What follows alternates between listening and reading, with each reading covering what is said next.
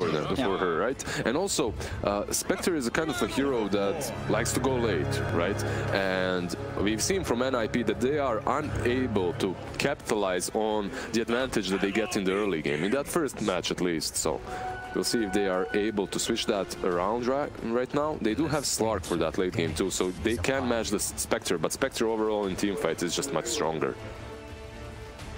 Also keep in mind the team spirit, they do have a lot of early game potential. They do, right, with that Chen. I mean, any lineup with a Chen is going to have that exactly. That even though they are playing with a Spectre, they still have Necro, Shaker, and the Chen to just go early on and start pushing towers. Yeah, they can look for objectives that's easily going to give space for the Spectre to farm elsewhere on the map. We'll see what NIP's moves are and how they're able to punish it as the lane start off. Universe going to be backed up by Biva here on the top lane in this dual lane against iLTW and Misha. We'll see what, do you think they'll be able to pressure the Spectre pretty well up here? I think they can pressure the Spectre. She will be helped out obviously by the Chen and the amplified heals, but overall you have Disruptor with the highest nuke level 1 and the Sand King that just has so much damage early on. They should be able to pressure iLTW. On the other lanes, is there any particular matchup you feel could go pretty one-sided? Nah, not really. If you look at the mid lane, it's your answer to Kunkka. The only answer to Kunkka a few patches ago was Tiny, right? And vice versa. So it's basically a skill-based matchup in which both of them buy these tanky items like a couple of bracers, power treads, right? And you can't really see anyone dying there until perhaps level 6, or if some major mistake happens. Yeah, both heroes that are going to be able to easily farm those neutral camps to the side of the lane as well. But this bottom lane actually reminds me of that last a lot. You have this Necro and the Shaker. Basically, Necro will be always followed up with a Fissure if he tries to be aggressive, but there's a Slark to go back, and Slark can do an aggressive movement because he has Lich on that lane, right? With the Frost Shield, and if you jump on someone, if you leash the Necro, if he's out of position, perhaps you can get a kill. Only an Invis found there from Tanner, one of the more underwhelming runes to get at the 2-minute mark. So nothing to be done with that, of course, at this stage. And gone, pretty sort of a sigh of relief that it's not something a hell of more potent like a DD. Yeah, that DD would have changed the lane completely. Those 2-minute DDs. iLTW, there's the... all right. The TP. Okay. Very close. Yeah, I mean, it's definitely the right move. Gets him back to base in time. The right move, but not really the move you want to make. Sure, it still feels bad. You have to run to the lane. Oh, actually, you don't. You got a take that back. You got the Chen. You got a Chen. You're happy. You're happy. You're fine. But we're definitely seeing though there how low they can bring the Spectre. You know, if iLTW isn't careful. They definitely do have the means to take him down. But playing smartly on the Spectre, keeping himself alive. Gunner. Down bottom, Gunner. Let's see if he can chase anything down here. It's got a lot of chasing potential with the Frost Shield back up from PPD. Pounce on the target. There's a perfect Fissure as well. Yeah, blocks him out behind the tree as well. Yeah, Gunner's still going to be able to cut through, and he'll still get the kill. There we have it, Gunner. He's ready to show us what's what here in this game too, as he gets that first blood. Very similar to that last game and the way it started, right? The offlaner dies to the carry. I believe it was on Grata also that fed the first blood with the Necro in that. Yes, I believe so. It was that at least that lane, yeah. But ended up giving away that bit of action. Another attempt. Going up. He jumps over. This could be another one. He's got the point in the shroud. So with that in mind, he can turn. Bit of a slap with the enchant totem. Willforce going to back up into the trees. PPD is going to be hit by that death pulse. Won't be enough to kill him. And he has a Salve to work with, another Mango. This is an obnoxious lane to play against. And on the top lane, they do take down iLTW. They do. They get him this time. We saw before how close they brought him to the edge, but now those extra levels, both being level 3, they have that extra damage output on the spells to get the kill before any chance for a TP is there. Yeah, Disruptor used to be one of the weakest heroes on level 3. You basically want that Glimpse leveled up. You don't really do a whole lot with it in the laning stage later on, it's obviously one of the best spells to have on a support. But with the recent patches, with the improvements of the Thunderstrike, he's just so good. And there's a reason so why. Much damage. Guys, if you want free MR in your matches, just go for Disruptor as position 5. It helps out quite a lot. Getting that lane in a good position off the back of that NIP. Universe will be able to clean up that wave nice and close to his tower. 2-0 at the moment for NIP and bounty runes.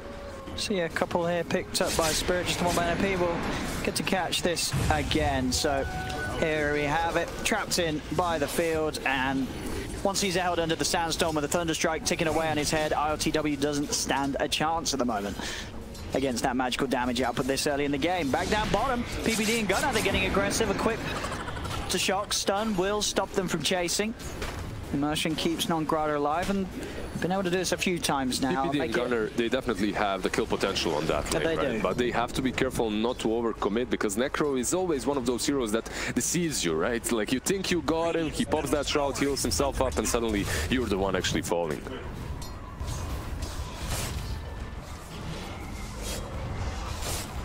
I also really like this build from Biver. He started on the lane with the Basilisk on this Disruptor Universe. Ooh. Quick with the Burrow Strike. Glimpse is used as well to try and take Aegon away, but Aegon will still be able to step in and get the toss back. So Universe will die. They're trying to get the kill to iLTW. I'm not so sure about that glimpse. That helped him actually. Put him in position for the toss as well. All right. Yeah, I think just sort of, wants to try and throw something out in an attempt to help his mate, but it really didn't at all. Back in the river though, Aegon. Let's get caught by the initial combo, but it's not enough. Even with the DD, Tanner not quite having the damage to take down Aegon. Aegon's fine, can bottle up. Tanner's going to continue to chase. He's trying to get Misha, but he's in style, does it off the creep. Will turn back towards the rest of them. He's still got a torrent. He could get more out of it. Tanner turns, he's going to look for another cleave with the Tidebringer. Tanner. He's lining it up perfectly. Double kill for the Kunkka. Yeah, that's exactly what they needed to start this game off a little bit better. Tanner on that Kunkka to be invincible, to get a couple of bracers, power treads, and just start rotating across the map. He definitely used that double damage rune so well. I said that there's a kill potential around that minute 7 when he gets level 6 on mid, and that double damage just made it so much easier. What a tasty one there for him, Tanner. Finding himself the old broom handle. Very much appreciated. Good bit of early damage boost. And that extra reach makes it that little easier to land the Tidebringers before they, before you have to get close enough to the creeps. You can do it from a little bit of a range. He's just so out-leveled on this lane. It becomes much more difficult for him to play here.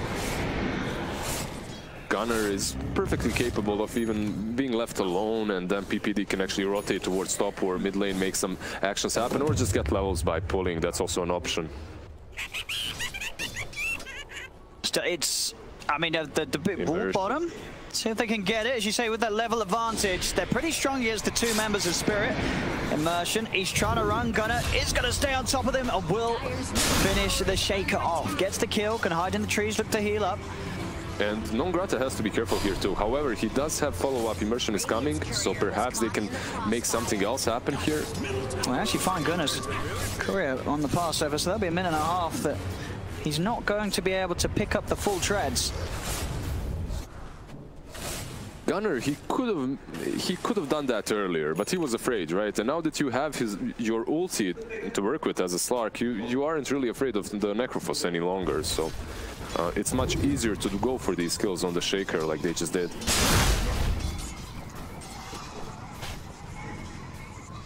I've got to say, iLTW, even though there has been quite an amount of pressure on him on this top lane, his CS doesn't show that. 51 and 10. No, they are rotating. He's been farming. They are coming. He's going to go for the setup torrent, and there it is. Great setup from across the tree line. Tanner, he's got the catch. They've got the kill. As Tanner continues to make these moves, just like sort of he did in game one. At this point, he was moving to the side lanes and having a good start to the match. So a little bit of a repeat overall from what we saw off the back of the lanes in that first game of the series, where NIP, they're off to a pretty solid start. Sure, they're not leading by any sort of mile. It's less than a 1k difference. Farm's still there for the Spectre, but they're making the moves. They're making these early plays. Top lane, though, Tanner may have overstayed his welcome, as they'll come in with the horn play, take Tanner out. Do they have the catch for the Sand King? I don't think so. All right, so he kind of overstates his welcome over there. They use the Haunt with the Spectre, and they just get a counter kill. But overall, as you said, he's doing very similarly to what he was doing in that first game, right? In the first game, he had the Timber Saw, he was just dominating across the map. He's doing the same things with Kunkka, but I believe Kunkka in general is just a better hero, and there's a reason why he's banned all the time as a last pick on that mid. Fishes out from Immersion to stop Biver and PPD chasing for this. The two supports of NIP were trying to go alone for a bit of action. It will cost Biver his life. Tanner, he's got the X mark. He is going to commit for this, going up to the high ground, feeling pretty strong here, this level 10 Kunkka, as he's going to start punching away at Misha. PPD gets caught out of the river, though, so Spirit will pick up a second, despite Tanner being able to claim a kill for himself. So 2 for 1 there, Spirit coming out on top. I believe that impact from Tanner can be much greater in this match than in the first one, as this Kunkka in the current game can go on the Necro, set up kills on Spectre. Basically, he just needs his team to follow up, and that's it. Slark can just farm away. A nice setup here, NIP. Biver just comes out for the trees, drops the Static Storm kinetic field, and there's not a moment for Non-Grata to react in time. He's lurking about. Perhaps he tried to toss him away, but had no units to do so on. Plus the Static Storm prevented him. Veil will be completed on Universe, and that's going to allow him to just pressure this top lane a little bit further and make that Spectre farm in even safer spots. As we said, the iLTW's farm still very much in a very good place. 68 CS. The pressure, even the kills that NIP's been getting in this top lane, have not slowed the Spectre down that much at all, if any, if at all, really, at the moment. His farm is still A-okay. Universe rotates mid just to defend it.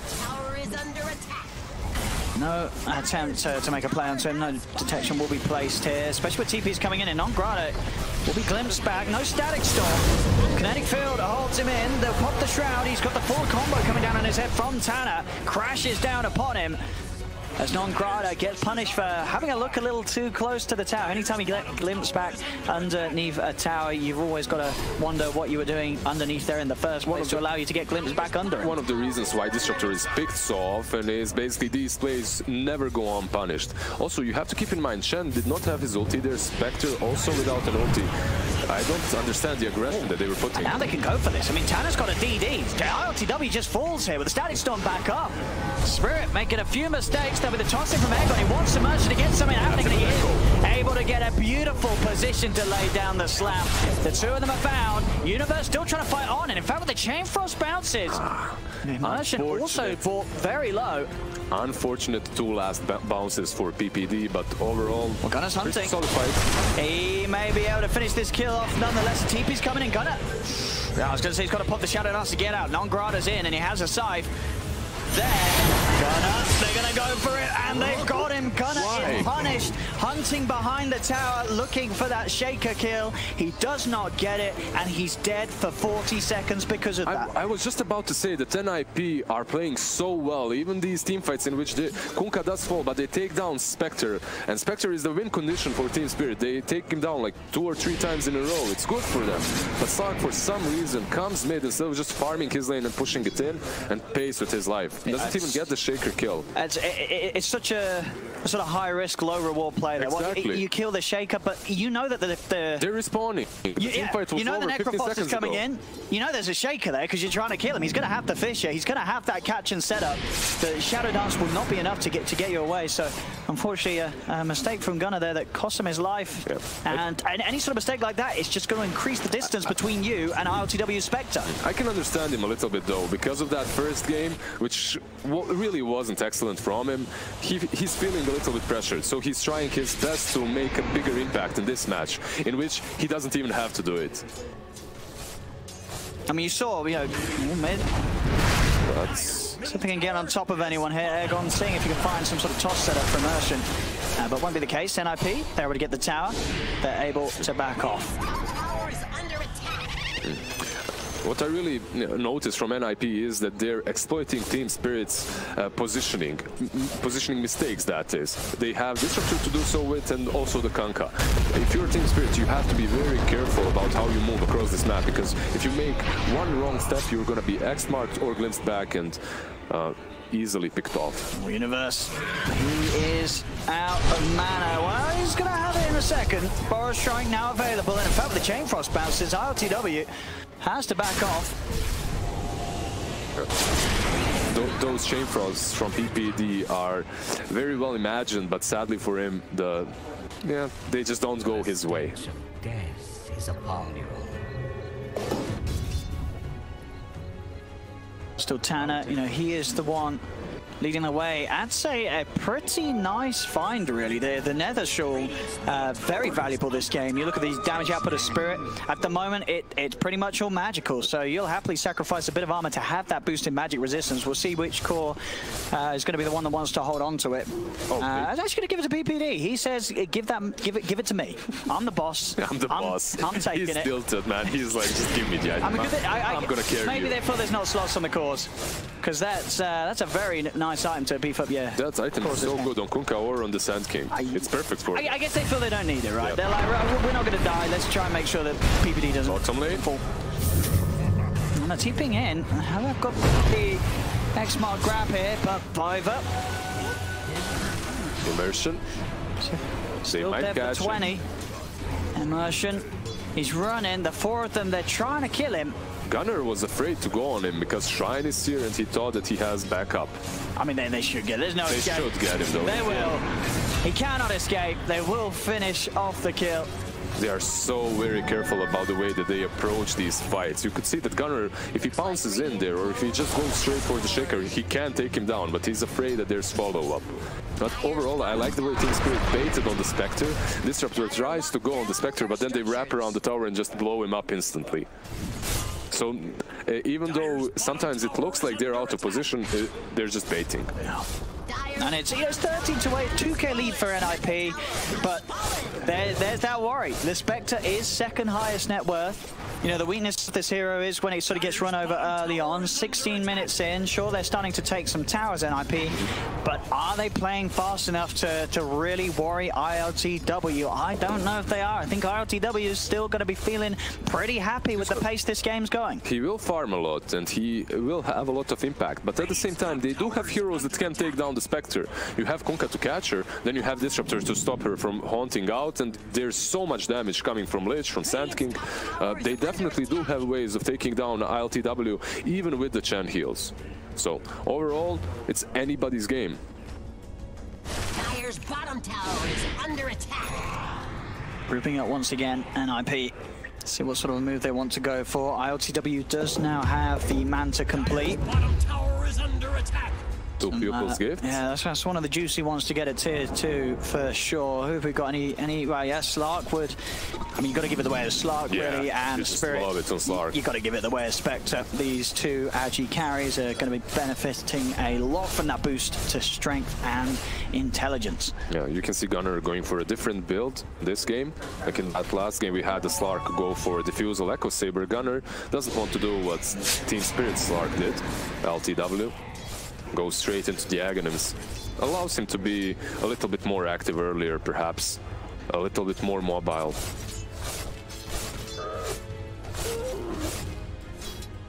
And no, even though Team Spirit is playing around Spectre, I expected them to be a little bit more active with the Chen, with the Tiny, perhaps to take down more objectives earlier on. They have only taken one tier 1 single. One of the reasons is that NIP's team, they just have so much catch, and that if you go for a push, you have to commit fully to it. You have to commit for a team fight. If you don't, there's Limps, there's Axe, you're certainly losing 1 or 2 heroes.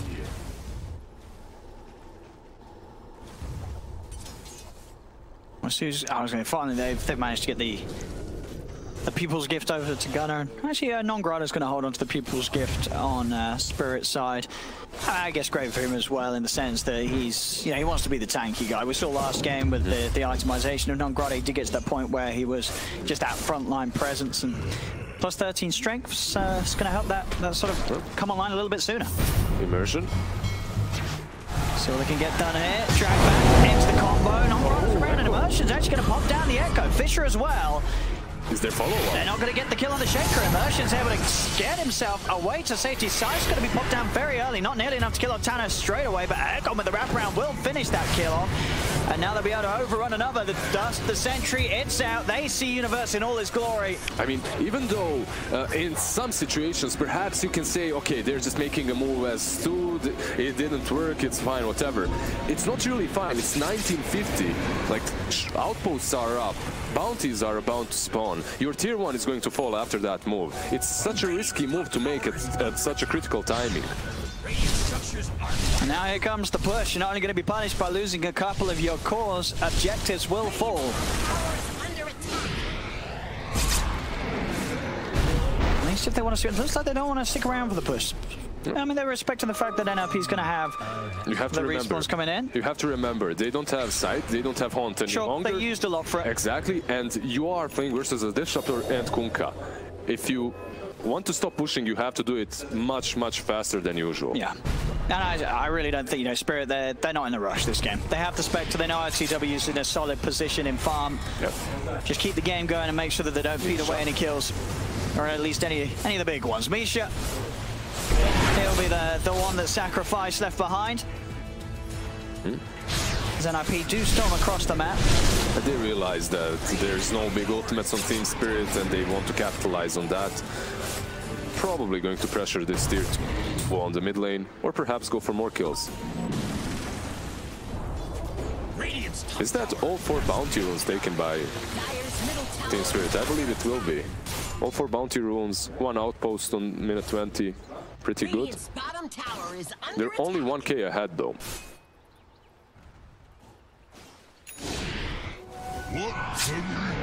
Disruptor with the Yules. Yeah, I mean, with that Yules and Nether Shawl on himself, it's, he's no longer sort of the quick kill you can go for on the backlines. He has ways to play himself out of when he's being focused down by like the Spectre trying to go on him with the Haunt. It could buy time to get the setup for his combo. It's your position for Disruptor. You can't just rush Aghanim's. In some games, it might be all right.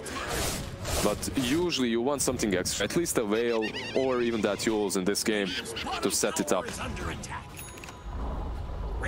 Tower down and Nongrada completed Greaves, so the tankiness and sustain of Spirit continues to grow, which is a worry for NIP. We saw that play on the top lane where they attempted to go for the kill. They didn't quite have the damage to sort of instantly take a hero from 100 to 0. And now having to worry about the backup from Nongrada and his Greaves, that's going to get that a little more difficult here in the mid game. There is still a lot of damage coming from NIP. You have an insane team fight from Disruptor, from Sand King, from Kunkka and Lich. And then Slark, I just value that hero so much. I believe if they play their cards right, they definitely can win this match. Oh, time to look for some action. They smoke up. iLTW has the fighting build ready to go. He's got Manta and Diffusal complete, along with having that Haunt ready to pop. He's ready. So whoever they find, he's going to be straight in and looking to tear them to shreds with the Manta Diffusal. NIP they know. And Tanner is the one to break the smoke. Oh, very nice blink from Airgun. As he immediately avoids the stage. So he's also been able to slide down to low ground, get away from the boat. The combo just out landing here from NIP. Now the Chain Frost will be thrown out. They'll finally kill Airgun. But iLTW is going to start going to work. But he popped the unit on with the Chain Frost. It continued to bounce around them. Immersion. He's in with the slam. Drops down a Fisher. Even enough to keep iLTW safe. iLTW will be able to get away. They've lost Tanner. Universe, he's falling low. Tanner's buying back in an attempt to save Beauty. But Nongrada, the Death Pulse, gets the kill. As Team Spirit, they'll come out on top for sure here. They're not done. Tanner brought back in an attempt to turn this one around. Taken down. Is there any help? He's trying his best to run away, but he cannot escape the Necrophos. Triple kill. EPD is turning in his fountain right now as his Kunkka bot back died again. And now Gunner. Tossed back. No, not Gunner. Oh, this is a disaster. He's being blocked off. And they are going to lose the Slark as well. What an amazing team fight by Team Spirit. Really I just have to say, they outplayed the living hell out of NIP. Oh, they did. I mean, from sort of the blink, from the out blink. of the static. I mean, well, because I imagine I imagine Biver had the Yules ready to use, right? He could have gone for the Yules into Static Storm rather than the straight up Static Storm. Because if reactions are quick and they've got the vision, you try and make that Static Storm play. If you're a good player, he's going to blink. He's going to blink. So they left that opportunity, and sort of from that moment onwards, it just turned into a disaster. The thing is, NIP knew that they were coming. They were standing on the high ground around their shrine, waiting for that teamfight to happen. Yeah. And they activate the shrine. They're fighting while healing, and they still lose it because of the way Team Spirit played it. I mean, immersion waiting for the perfect moment to I believe, like a 4-man Echo, I believe. 4-man Echo, he saves iLTW. Yeah. Then the heals come from Chen, from the Necro. iLTW lives with sliver of HP, goes back to the fountain, gets resummoned by the Chen, and they just clean up. Such a great team fight from. And you know, from what we've seen from NIP, you know that when they have a moment of the game like that, the odds of them recovering, it doesn't feel good. Very low. It does not feel good for them. The thing is, you just had almost a perfect team fight. At least the positioning of the team fight was perfect for NIP. The execution, not really. They've got to be very careful now. NIP, that last disaster, if they have another one of those, it's probably gonna pretty quickly fall into the hands of Spirit. I mean, already just the fact that you look at Non-Grata, you look at iLTW, they are ahead, they are huge. Biver. He's gone, Universe. He's gonna try coming out. Biver does manage to keep himself alive with the Yules. Still alive for now. Will glimpse back, air gone, Chain Frost out from PPD, does bounce back, get the Tiny. So try and pull in Non-Grata. Non-Grata, he's so tanky though. And out it comes. iLTW is ready to join the fray. Gunners trying for Misha, looking to pick up the backlines, will get the Chen. He's popping the Shadow Dance, looking to back away, will be able to pounce to safety with the Axe now done. He can create that distance. Overall, if you're NIP, you're satisfied. That's something that you lost two supports, you took Tiny and Chen, you're fine. Also remember, you're playing versus Aghanims, and you forced the Haunt, so this team fight was exactly what you needed to stall time, to get some more farm, and to wait that Aegis out. Yeah, a step in the right direction for NIP, but they've still got sort of a full staircase to go. So still 5k down. A staircase. Yeah, they've got a lot of 6-story building. A lot of climbing to do.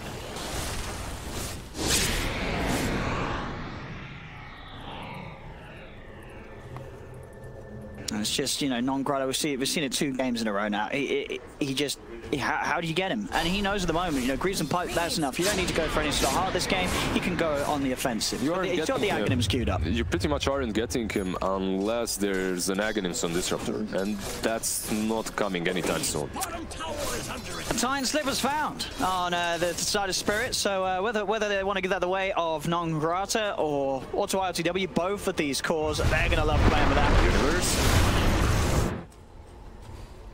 Power Strike will save it. And they are TPing in here, NIP. See if they can grab anyone off the back of that. They'll pull in Non-Grata. Not the good target. They have to back out. I don't think you can kill him.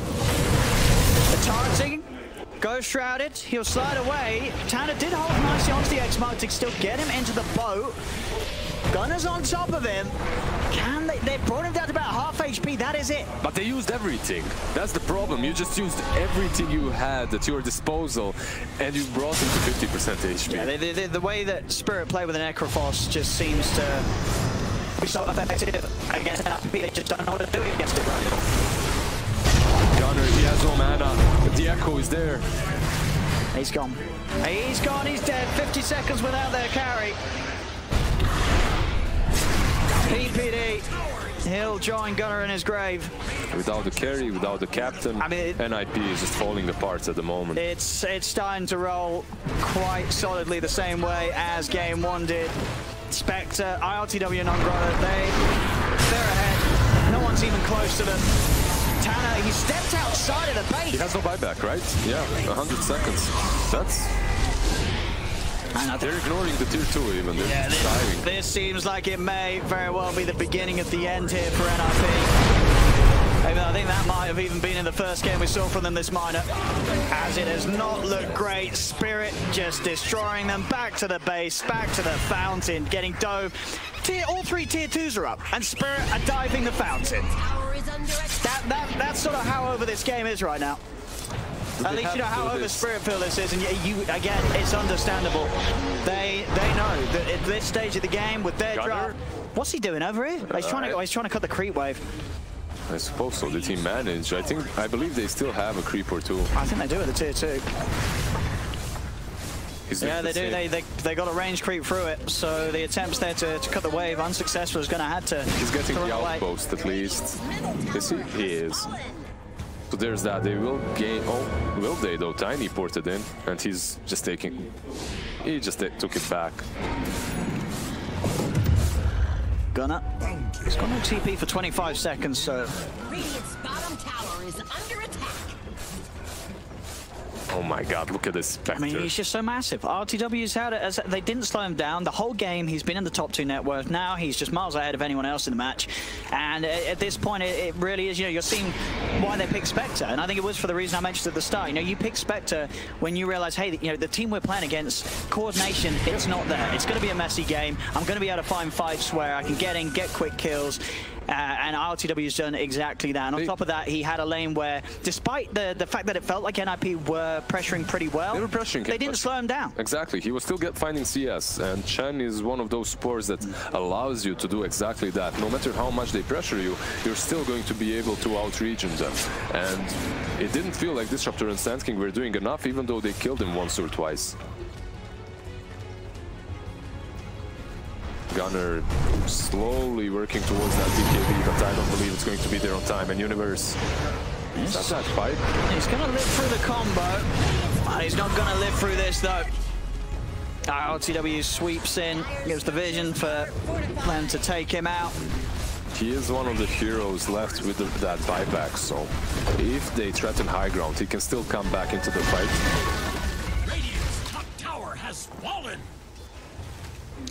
And back to the same position this game on. Spirit can do what they want now. I mean, before they were putting Necro in front all the time, right? But right now you can even do the same with the Spectre.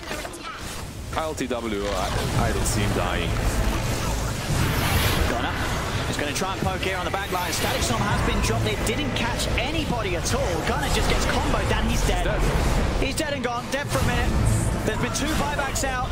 But already there's the 3rd buyback. They're trying to put everything they can at this NIP. Universe is going for the epicenter, goes across with a burrow strike. It's not enough damage to bring Non-Grata anywhere close to dying. Fishes out, Universe is gone. Triple kill for iLTW. And there is a GG well played. Finally out there from NIP as Spirit take the series 2-0. It is the end of the road for NIP. And all in all, a bit of an after of a land for them. I mean, we did realize that they just changed their midder, and Gunner also rotates to the safe lane, so it's not really simple to just change your